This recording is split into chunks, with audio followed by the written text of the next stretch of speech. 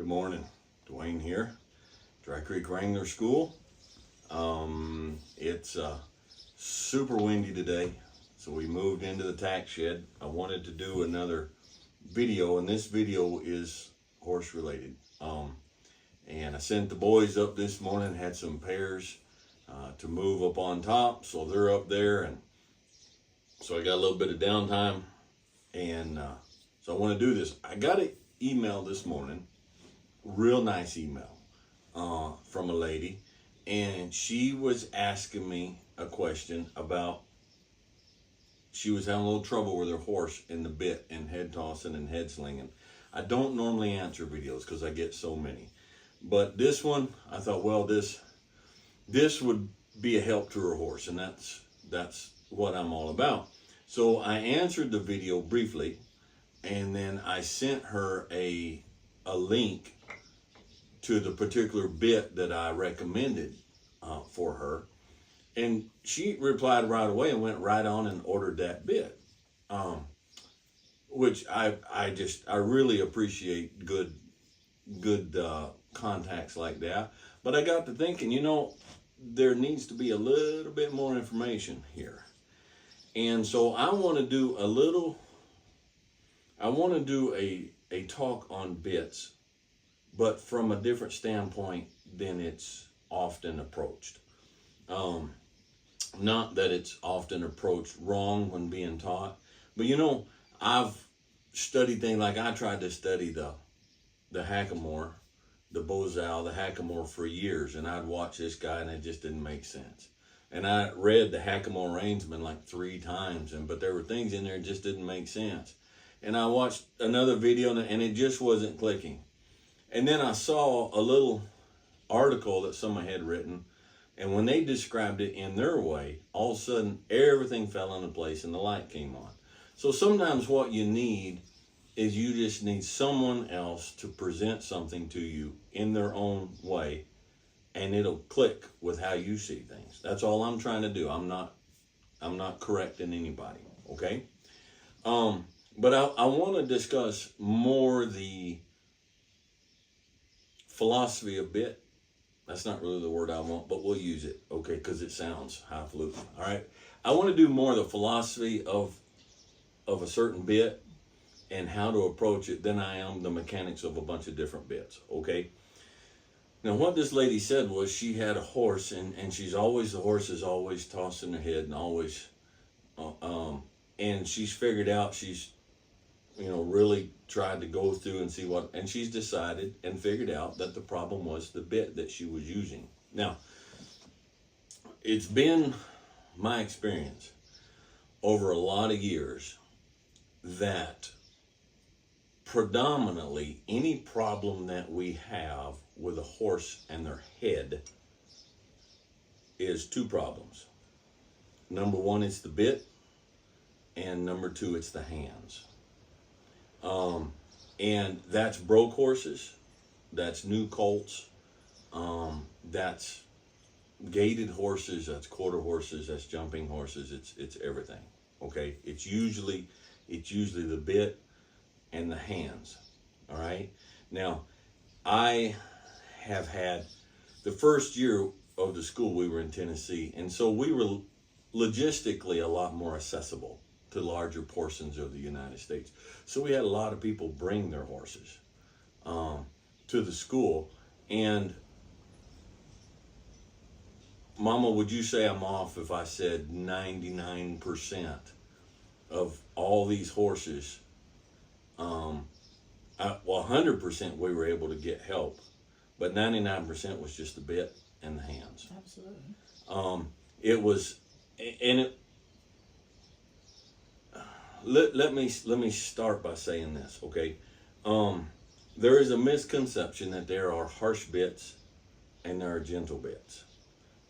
That is a misconception, okay? At the very heart of the matter, that's not true. There's no such thing as a harsh bit. There is no such thing as a gentle bit. There are harsh hands and there are gentle hands. Harsh hands can take a gentle bit and make it a harsh bit. Light, soft hands can take a harsh bit and make it a gentle bit. Okay, it's in the hands, it's not in the bit. But there are some mechanical, communicative things we need to understand about what's going on with the bit, and so that we can approach this. Now, what I recommended to this lady, all right, was I recommended the bit that I use on all horses that have any kind of issue whatsoever with their head, whether it be they're not neck reining real sharp and clear, or they're throwing their head, or they're chomping and chewing on the bit, or they're grabbing the bit in their teeth, or they won't slow down, they won't listen to the bit, or whatever the problem is. I'll always go back to a simple snaffle. Now, I need to clarify here that the true definition of a snaffle is a bit with no shanks. Okay? This bit here, let me get them reins out of the way for the camera. This bit here has the same kind of mouthpiece as this one does, the same style. It's copper, but it's the same style, all right? But it has shanks come down and the reins tied to the shank down here. That's not a snaffle bit. Does not matter what the mouth is, okay? On this bit here, again, let me get the reins out of the way for the sake of the camera. The reins tie into the ring right here in line with the mouthpiece. There are no shanks. So this is a snaffle bit, regardless of whether this in the middle is a dog bone or a solid bar, or heaven help us, a chain, or a little twisted wire, which I don't have any of those. I don't use those, okay? But that is a snaffle bit. The snaffle bit is used for its simplicity. All right, when you're starting out and horses don't understand what's going on, the snaffle bit breaks everything down to its simplest point. You can still use it wrong and still create problems with it. All right. There is no bit out there that can make up for bad hands. All right. But this bit, so I had a number of people, like I said, come through Tennessee, and their horses were broke to ride. They rode their horses. Okay, that wasn't the problem. But the horses were always jigging. They were always up here. They would fight the bit, and they just weren't calm and put their head down and walk. And I would say a full 90% of them that came in, and I had quarter horses. I had one guy brought in a really nice, she was a Missouri Foxtrotter. I had Tennessee Walkers come in, and across the board, it's universal. Mostly they had some kind of bit that looked something like this. Not a crazy corrector bit with all the hinges and stuff in the mouth. Just this. All right. And so they would come in, and we would go to the arena. We had a small arena, but we had an arena. And we would go to the arena, and I'd say, all right, start riding your horse, and let me just stand here and watch. And they would ride the horse, and I saw the same thing. Time after time after time. And what I did time after time after time is I said, look, let's try something with your permission. It's your horse. I'm not going to take over, okay? But with your permission, let's take this bit out of their mouth. Okay, let's take it out.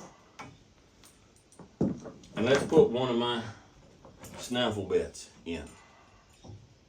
And on most occasions, I could see in their eyes the doubt and the trepidation. I could see it. But people had come to my school to learn, and people were courteous, and so they're like, well, if that's what you think I need. And so we'd put that in, and I would tell them, I said, look, at the start, I want you to hold the reins, and I want you to rest the heel of your hand on the horn. And I don't want you to pick your hand up. I don't want you to move it unless you feel like you're in mortal danger, okay? We'll just set it down and just be a passenger. Just sit there and let the horse go where the horse wants to go, All right, don't pick the reins up unless you're saving your life. And they would smooch the horse off, and the horse would start off just like they always do. And they'd wanna do something. I said, no, don't pick those reins up. Just be still. And every single time, that horse would go. And after just a minute, put its head down, start walking. And I let them walk, and I say, now, pick that rein up ever so calmly. And a lot of these were neck reining horses. And turn them. Now, where that horse, when they were trying this before, when they first went in the round pen, the horse is up here and coming around like this and carrying on. But they would do this, and they would do that, and the horse would just calmly turn and just calmly turn. The problem was not pain. All right, the problem was not physical discomfort. And on these broke horses, the problem was not a lack of understanding the communication in the original bit, and the problem was not enough communication in the original bit. The problem was communication overload. Okay, that was the problem. Now a bit is a tool of communication when used properly. All right. I always get that person gets on here who says bits are brutal, bits are barbaric, there should be no bit, they don't need a bit. Well, we're not talking that. Okay, I don't agree with that. I've proven it over the years, and so, all right, we're not addressing that. All right. But when you take a bit like this, it's all communication. Okay, that's the purpose of it, is just to communicate. And the hands are super light when the horse is taught the communication. But you need to understand that with this bit, this is a signal.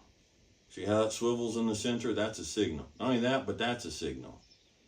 The horse feels every single little movement. You do that, way back up in the hand, they can feel that telegraph down the rein to the mouth. Okay, they can feel it. That's a signal. That's a signal. That's a signal. That's a separate signal. That's a separate signal. You bring them both together. That's a separate signal. These are all signals. The problem is the average rider has no idea what they're signaling. They're moving, and and every movement they make with this bit, that bit is sending a signal in the horse's mouth. But the rider doesn't know the signals. So they're bombarding that poor horse. They're bombarding that poor horse with signals. They don't know what they're saying, and the horse doesn't know what they're saying. The horse is not getting simple, clear communication. So they're getting agitated. They're getting agitated. I illustrated it at the school here in class like this. You're screaming Russian in the ear of a Frenchman, nonstop, but you don't speak Russian. So you have no idea what you're yelling into the ear, and they have no idea what you're saying, but it's constant bombarding of communication. And when you take a bit like this that does not have all those moving parts, does not have all of that complex communication,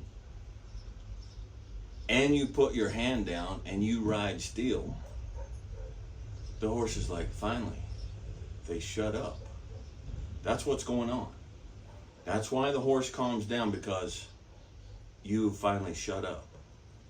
You shift in the saddle, they feel it. You sit back, they feel it. You move, they feel it. You move your hand, you do your finger like that on the rein, they feel it. You do that, they feel it. They feel everything.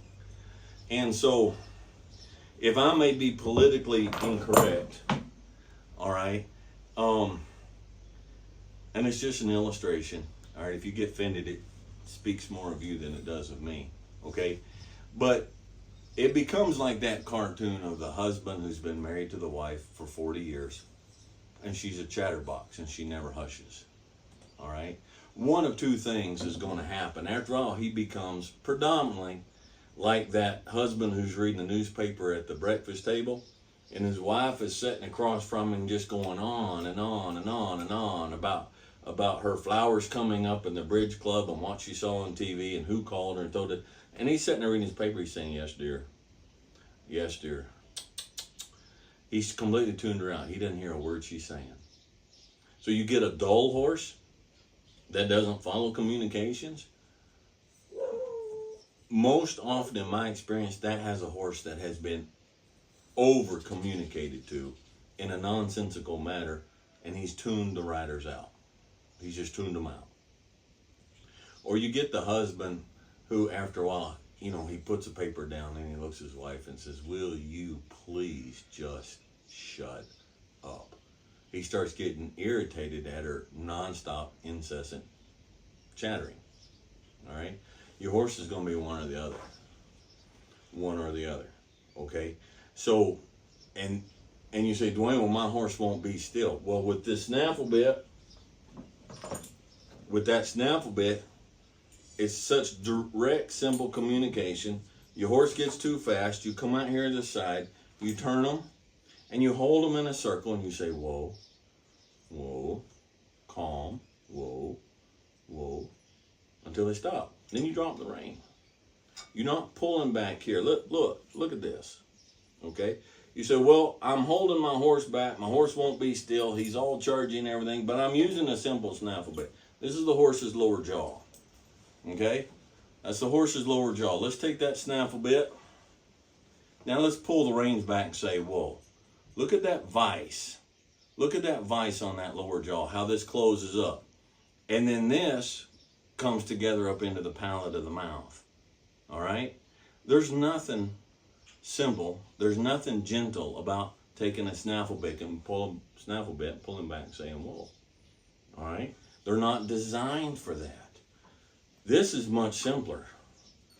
We'll just come to the side and we'll pull them in until they start circling, and we'll just say, whoa, whoa, whoa, and we'll hold it. When they stop, we release. And a little bit of that, after a while, it's the communication. You just pick up the rein and say, whoa, and they stop. But you don't have 17 signals going on. You're not vicing down mechanically. You're not doing so much to the horse and so much to the horse's mouth that they stop focusing on you and they start focusing on the mouth. The problem with any bit when used improperly is the horse stops focusing on you and they start focusing on the bit.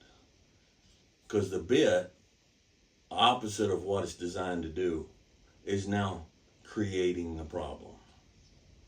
So the answer with a horse that has head problems, communication problems, the answer is never more bit. And it's definitely never more hands. It's less bit, less hands. Okay? Now my recommendation for a snaffle bit, this guy does not know who I am. I am not in any way sponsored. This is just what I use because I have found it's a really good balance between a well-made bit and an affordable bit. Okay? This is a Jeremiah Watt egg butt snaffle. All right? It's made out of cold rolled steel, which is called, when you go, the horse industry calls it sweet iron. All right? The horse likes the taste of it. And if it gets some rust on it, don't worry about it. That's just the oxidation of the metal, and they like that taste. You don't have to fret. It will rust, but that's not a bad thing, okay? Also, on the inside of the mouthpiece, you probably won't be able to see it in the camera, but it's okay, Mama, you don't have to focus in. But you'll see inlaid little bars of copper in here, okay? Those promote salivation in the mouth. You don't want a dry bit in the mouth, so that helps the horse keep it, the salivation helps the horse keep it moist and wet in the mouth. And so and it's a heavy bit, okay? Not brutally heavy, but it's definitely heavier than any stainless steel or chrome plated thing you're going to buy in Big R or Tractor Supply. And that's good, all right, because it lays in there. It's not so heavy as to be uncomfortable, but it's not so light that they can't feel the simple signals. It gives a really good, clear communication. So this is a Jeremiah Watt egg butt snaffle. There's others out there, but this is what I recommended that lady. Okay, so what I want to say, what I want to add. She says she watches all three channels. That includes Mama's. What I want to say is the bit's not magic. Okay, the bit is not magic. Only your hands are magic. Okay, the bit is a tool. If you take a paintbrush and put it in the hands of, I don't know, who's a big famous artist today? Well, let's go back, someone I know, okay? Frederick Remington. You put a paintbrush in the hand of Frederick Remington, he does beautiful work. You put that exact same paintbrush in my hand, and it looks like a garbled mess. The paintbrush is not magic. The hand is magic. Okay? So you take a snaffle bit, and you put the reins in the hands of one person, and the horse just says, thank you. Oh, now I understand what you're saying. You take that exact same snaffle bit and put it in the hand of another person, and you've got a garbled mess. So I want to make sure that you understand there is no bit out there on this planet of any style, of any kind, that is magic. The only magic you're going to find is in your hands. Okay? So anyhow, I just wanted to put that little bit of philosophy and a way of looking at it out there, and maybe it'll help somebody a little bit. Okay? So be logical, be reasonable, be safe, work on your magic. And we'll catch you guys next time.